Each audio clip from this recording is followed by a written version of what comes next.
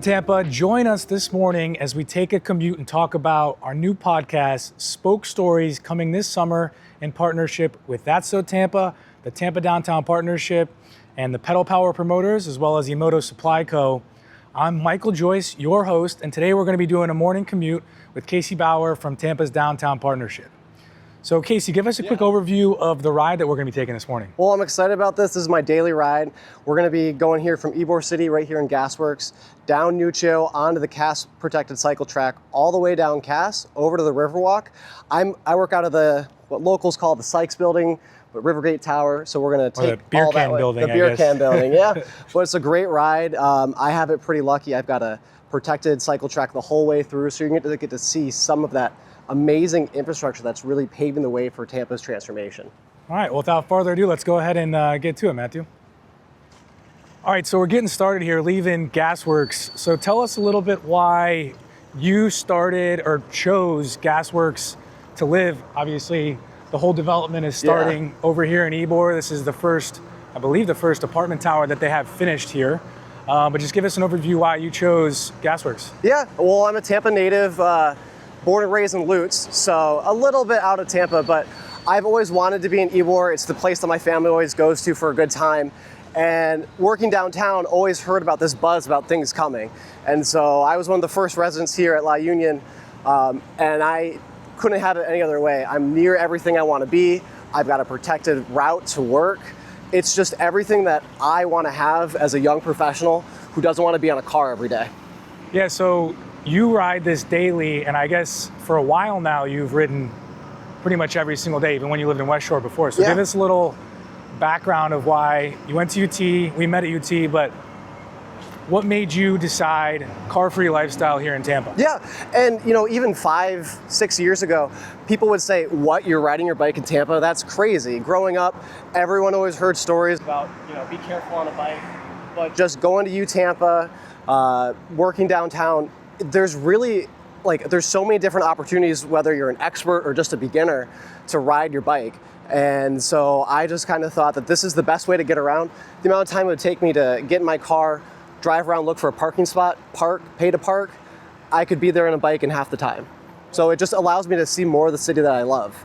Yeah, and so we're on this is the Green Spine, correct? Yep, so this is correct. The Green Spine cycle track that goes from Ybor all the way down into North Tampa, I guess, connects to Rome. Yep, to NoHo, To NoHo over in that space. I mean, these are some of definitely the nicer cycle tracks that we have on a handful of, I guess, thoroughfares in the downtown core. But I mean, I was ironically just in Paris recently, and I mean, they have these all over the place. I think it's going to be interesting to see as our infrastructure continues to grow over time on how realistically easy it is to get around when you do have something that is this safe and protected and easy to get around. I mean, at a high traffic time, I mean, over by our location on Cumberland, you can see you'll have 2 lanes of traffic completely backed up during rush hour, and the bike lanes at this point in time in Tampa's history are honestly pretty open. I know you were talking about this one gets a little bit more busy at the morning time frame, but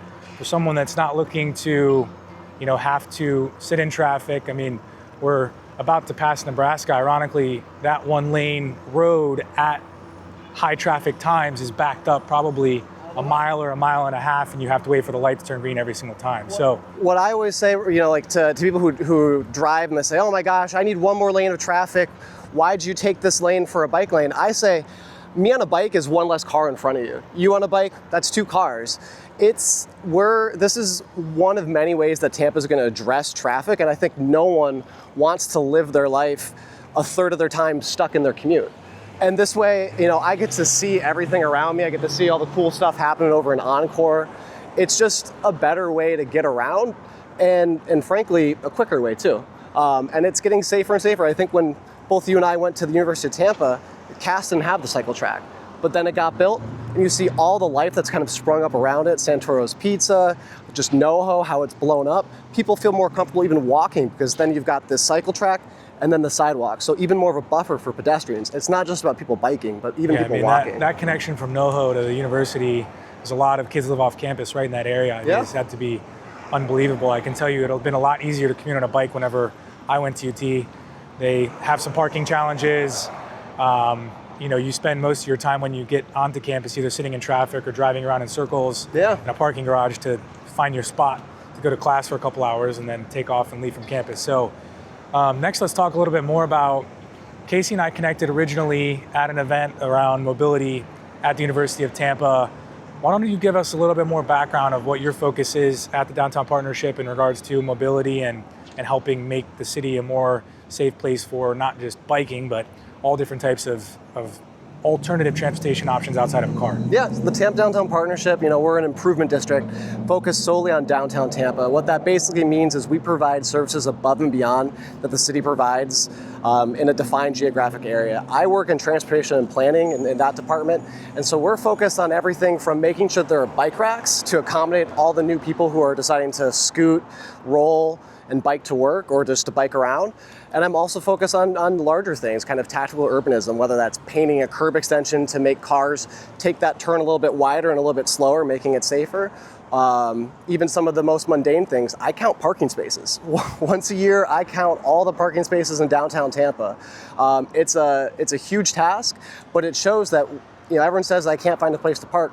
We have a lot of parking, it's just that we don't share it well, or that it's always not right there at your front door. So those are just some of the things we do at the Tampa Downtown Partnership.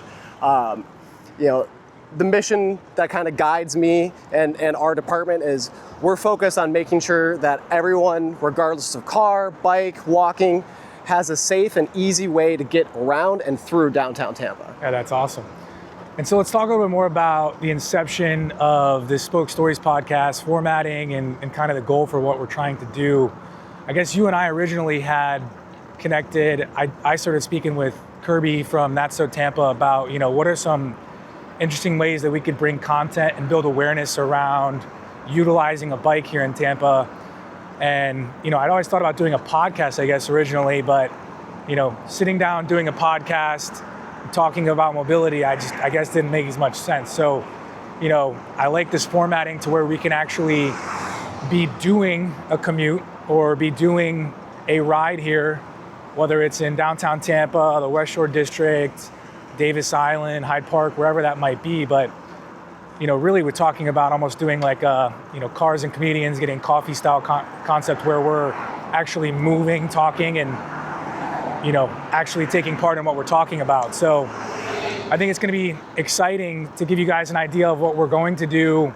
We're going to be interviewing whether it's artists, local celebrities, athletes, really people that are making Tampa move. We're going to be interviewing them on a bike here in the downtown core, and we will be taking a ride that will be drawn out, and we'll be showing you guys that ride that we're taking, and we're going to take that ride to a local business, whether it be a retail store, a restaurant, something that has a background with that individual that we're interviewing. And then we'll talk for the 15 or 20 minutes or 10 minutes that ride might be and continue on once we arrive at that location. So we have episode 1 coming up here this summer, probably the end of, I'm guessing, July here. And that's going to be very exciting with the guest here locally that's very well known. Ironically, he's most of the time interviewing people, and I'll be fortunate to get the chance to actually interview him this time around. And we're going to be going to a local restaurant that's a part of an extremely established restaurant group here in Tampa, and they have multiple bike-friendly businesses.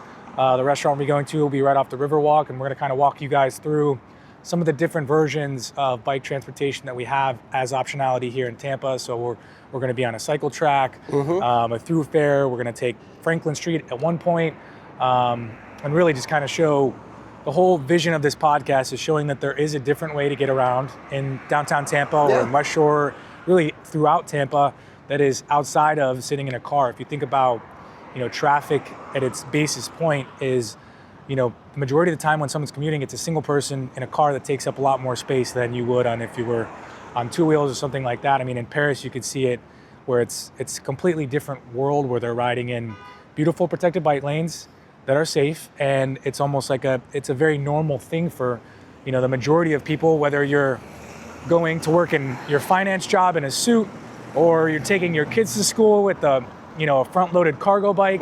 It's a completely different way of life. So I think us as a city, as we start to grow and as the downtown core gets a little bit more dense, it's very interesting. You know, we're located in Water Street where parking is extremely slim, especially on busy nights.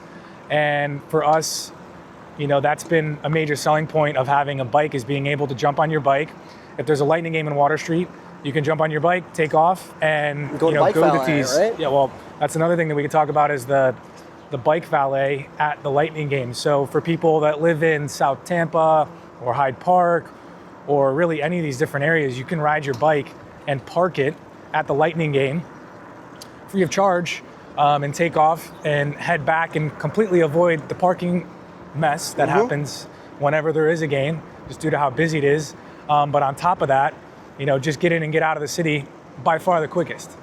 It's a cool concept because we're not, you know, I might be a little bit more, you know, easy on a bike. It comes natural to me, but you're not going on routes that you wouldn't take your mom, you wouldn't take your kids. We're showing people that this is possible, whether you're a first-time rider or a seasoned rider. You're not always bringing people who know how to, you know, do all these fancy moves and things like that. So it's really showing off that the city is being built for everyone regardless of ability. And that starts with walking, and then it moves all the way to biking. Yeah. So it's going to be a cool concept. I think Tampa's never seen something like this before, and it's going to show off all the things that people are seeing around them, but just don't have that, oh, is this for me? And you're going to show it's for everybody. Yeah, and so let's talk a little bit more about our partners on the series for a second here. So for distribution, we're fortunate to be partnered with one of the largest organic social media pages in town, That's So Tampa. So That's So Tampa will be distributing each episode on a short form basis. So you'll be able to get all the updates and highlights from each episode that we come out with. And then we will be providing that entire episode on YouTube for anyone to watch. You know, the episodes will probably range from around 30 to 45 minutes total, depending on the ride and which guests that we have and some of the talking points. But overall, it's going to be distributed on That's So Tampa. We're fortunate to have Downtown Tampa Partnership as really sort of giving us insight on the rides, which way to go, which bike lanes are best for this, as well as pedal power promoters. You guys are very instrumental in, you know, pushing towards this advocacy around how can we get around on two wheels in our downtown core, do it safely and do it effectively. I mean, you do this commute on a daily basis. How long does it take you on average to get from Gas Worx to here where the Sykes or Beer Can building? Yeah, you know, if I'm in a pinch and I wake up late, I can book it and I can be there in 8 minutes. And that's not, you know, people think, oh, 8-minute commute, that's not bad. That's 8 minutes door to door. That's from the time I leave my apartment door to the time I'm walking in my office door. So it's something that's unheard of. Thankfully, I'm not living right here and paying downtown prices. It's a little bit more affordable in Ybor. So having that bike commute, being able to cut down on my car expenses allows me to live a bit closer. And then also, I kind of feel great, you know, being able to be out in the community, smell some fresh air before I'm going to sit at a desk or do a big project. That's the way that I kind of want to start a day, and it makes me feel better. Yeah, and then one other thing to touch on. I mean, it's the middle of July here, and we're at definitely the hottest part of the year in Tampa. I mean, you ride a pedal bike on a daily basis. Today we're riding some of our e-bikes, yeah, but these are nice. On a daily basis, do you, like, I'm guessing this is what you wear, like, are you drenched in sweat when you get there, or are you able to do it pretty effectively? I guess we're doing it early in the day, so it's not, you know, at peak time of the sun being hot, but what is kind of an overview of your commute there and back, and, you know, are you taking an extra shirt, or what does that look like, or are you able to do it without really even cracking a sweat? Thankfully, the Tampa Downtown Partnership is a bicycle-friendly business, so we do actually have, in the tower, there is a gym and lockers in case I do need to shower off, change clothes. But with this commute, I'm fortunate that, yeah, I might have a little bead of sweat, but we do live in Tampa. You remember going to school, you'd be sweaty just walking between classes. But for the most part, I come in as dry as when I woke up. It's a nice, easy commute. But that's one of the things that the partnership kind of does with other businesses and organizations too, is that we work with them to make sure that they're accommodating people who are getting to their work site by different modes, whether that's bus, bike, walking. Is there a place to securely park their bike? Is there a place where they can have that spare set of clothes? So that it makes that more easy for them to embrace that different lifestyle. there's going to be some major fixes to how we move around, but we can't wait 10, 20 years for a train to fix that. We can do little steps like this. I don't need to take my car every day to work. That's one less car off the road. I can be on a bike, others can be on a bike, and things like accommodating bikers and people who walk are those little steps we can all take to address the thing that everyone in Tampa likes to talk about, which is traffic. Yeah, and I mean, I guess to wrap it up, we're on the Riverwalk here with the beautiful view of the University of Tampa, which is what initially brought me here. Are you from Tampa originally? Lutz. Awesome. So yeah, I moved down here from Ohio, but this was definitely part of the palm trees and this beautiful city that brought me here. And I was fortunate to kind of stumble upon this gem as Tampa's grown since I've been here in 2016. And yeah, I mean, all in all, that was kind of a full ride from start to end. Yeah, this is my route. We're not taking you on some specialized route where we're cutting spots. This was from door to door. So we're pulling up to the beer can building, Rivergate Tower. This is exactly how I come in. If you noticed, I didn't have to really interact with traffic too much. Of course, we had to cross intersections, but we waited for the lights, we waited for the walk signs, and having that protected bike lane, it's a luxury, but there's ways, the more that I'm out there on the road, the more people who are driving cars see me and understand what I'm doing. And just the more everyone's gonna start to understand that this is the future. And with a company like EMOTO and bikes like this, it's gonna make it easier for everyone to kind of adopt that lifestyle.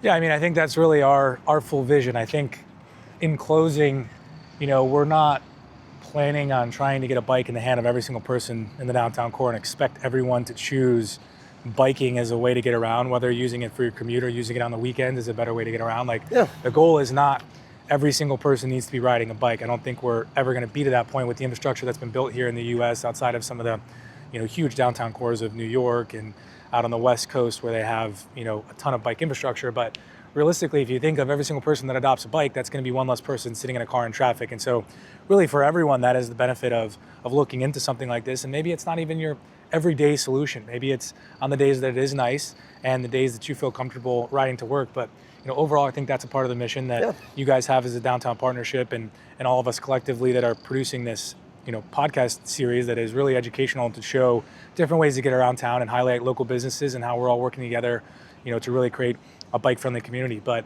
without further ado, we're here at Rivergate Tower, and we appreciate you guys tuning in to sort of the interlude to Spoke Stories and how we really got here and what we're going to be talking about over the next handful of months with some great guests here in Tampa. So thank you guys for tuning in. Feel free to like and subscribe on our YouTube channel and tune into That's So Tampa for episode 1 coming this July. Thank you guys.